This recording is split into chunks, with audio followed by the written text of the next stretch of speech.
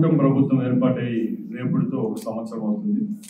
గౌరవ ముఖ్యమంత్రి నారా చంద్రబాబు నాయుడు గారి నాయకత్వంలో అధికారులు అయితేనే, మేము శాసనసభ్యులు, మంత్రివర్గ సభ్యులు ప్రతి ఒక్కరం సంతృప్తిగా ఈ ఒక్క సంవత్సరంలో ప్రజలకు సేవ అందించే భాగ్యం కల్పించిన ఆ భగవంతునికి మరొక్కసారి వాళ్ళ యొక్క ఆశీస్సులు కోరుకుంటూ ఈ రాష్ట్ర ప్రజలపై ఉండాలని కోరుకుంటున్నా.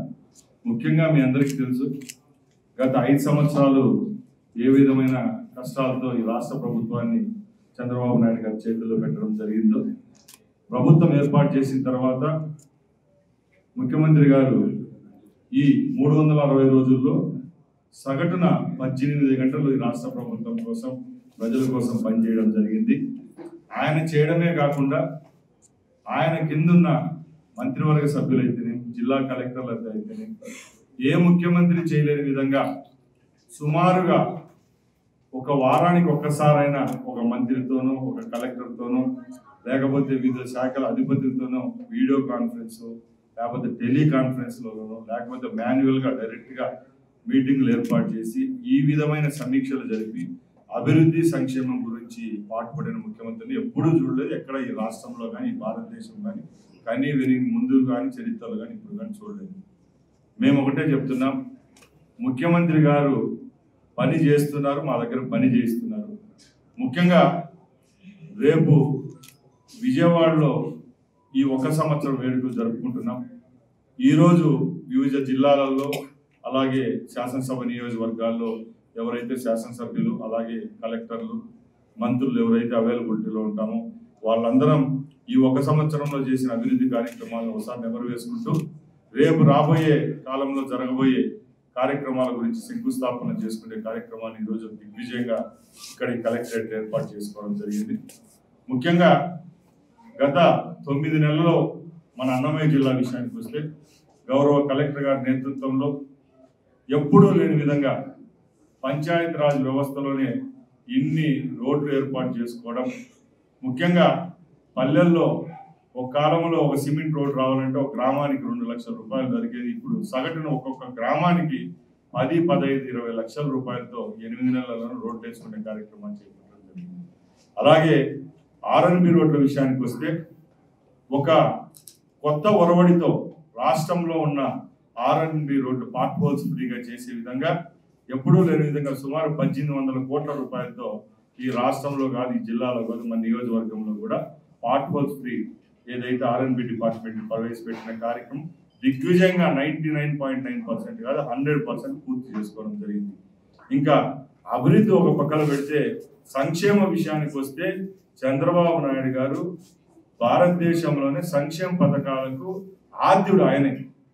ఆ రోజు దీపం 1 ఆ రోజు ఆయన స్టార్ట్ చేస్తే ఈ రోజు ముఖ్యమంత్రి అయిన తర్వాత 4వసారి దీపం 2 ఇచ్చి ఎవరైతే పేద మహిళలు, పేద కుటుంబీకులు ఉంటారో, బిలో పావర్టీ లైన్ కుటుంబాలందరికీ ఉచితంగా 3 సిలిండర్లు ఇచ్చే పథకాన్ని కూడా మన కలెక్టర్ గారు అయితేనే, అన్ని మన నియోజకవర్గాల్లో ఉన్న శాసనసభ్యులు, మంత్రులు అందరం కలుసుకొని ఈరోజు పేదవాళ్ళకు సేవ చేసే భాగ్యం దక్కింది. అలాగే పెన్షన్ల విషయానికి వస్తే ఎప్పుడూ లేని విధంగా ప్రపంచంలో ఎక్కడ 30వ తారీఖున 31వ తారీఖున పింఛన్ ఇచ్చిన వ్యవస్థ లేదు. కేవలం చంద్రబాబు నాయుడు గారు 1వ తారీఖు ఆదివారం వస్తే శనివారం రోజునే జిల్లా యంత్రాంగాలు, రాష్ట్ర యంత్రాంగాన్ని అందరూ పరిగెత్తిస్తూ ముందు రోజే పేదవాని కోసం పెన్షన్ ఇచ్చే పథకం ఇచ్చి 64 లక్షల మంది లబ్ధిదారులు ఎవరైతే ఉంటారో వాళ్ళకి ఇప్పుడు ప్రభుత్వం ఏర్పాటైన ఈ రోజు వరకు పెన్షన్లు ఇవ్వడం జరుగుతూ వచ్చింది. ఇంకా మన అన్నమయ్య జిల్లా విషయానికి వస్తే గర్వంగా చెబుతున్నాం, ఆ రోజు పేదవాడు బాత్రూమ్ కట్టుకోవాలంటే గోళం ఇసుక దొరకలేని పరిస్థితిలో ఈరోజు మన జిల్లా కలెక్టర్ గారి నాయకత్వంలో ఎప్పుడూ లేని విధంగా మన జిల్లాలో ఎక్కువ శానిటరీస్లు ఉన్న జిల్లా కూడా అన్నమయ్య జిల్లా నేను గర్వంగా చెప్పుకుంటున్నాం. ఎక్కడ ఏ విధమైన సమస్యలు లేకుండా ఇసుకను ఫ్రీగా అందించే భాగ్యము ఈ ప్రభుత్వం ద్వారా ప్రజలకు అందించే దానికి ముందుకు తీసుకొని పోవడం కూడా జరిగిందని చెప్పి సగర్వంగా ఇక్కడ తెలియజేసుకుంటున్నాం.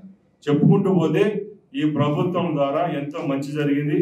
ముఖ్యంగా ఏదైతే ఈ రాష్ట్ర ప్రజలు ఈ ప్రభుత్వానికి పట్టం కట్టే రోజు రెవెన్యూ పరంగా తమకున్న కష్టాలన్నీ చంద్రబాబు నాయుడు గారు ముఖ్యమంత్రి అయితే తీరుస్తారనే నమ్మకంతో మా మీద ఉంచారు. దాన్ని ముందుకు తీసుకొని పోయే విధంగా జిల్లా యంత్రాంగం అంతా పనిచేస్తూ ఉంది. కలెక్టర్ గారు అయితే, జేసీ గారు అయితే, మేమైతేనే ప్రతి ఒక్క మీటింగ్ లో దిగువ స్థాయి అధికారులకు కూడా ఒకటే చెప్తున్నాం, ముఖ్యంగా ఈ బాధ్యత మన భుజస్కంధాల పైన ఉంది. రాబోయే కొన్ని రోజుల్లోనే రెవెన్యూ పరంగా ఎవరైతే నిజమైన లబ్ధిదారులు రైతులు ఉంటారో వాళ్ళకు మనం ఈ సహాయం చేస్తే జీవితాంతం ఈ ప్రభుత్వాన్ని మనము మర్చిపోరనే అది ఒక కృత నిశ్చయంతో మేము పనిచేస్తున్నాం. తప్పకుండా రెవెన్యూ సమస్యలు కూడా అతి త్వరలోనే ప్రజలకు తీర్చి తప్పకుండా ఈ ప్రభుత్వం గత ప్రభుత్వం చేసిన తప్పులను తీర్చి అంటే రూపుమాపి మంచి జరిగే విధంగా చర్యలు తీసుకుంటుందని తెలియజేసుకుంటున్నా. ఇండియా పాకిస్తాన్ తాజా అప్డేట్స్ కోసం డౌన్లోడ్ చేసుకోండి RTV లైవ్ యాప్.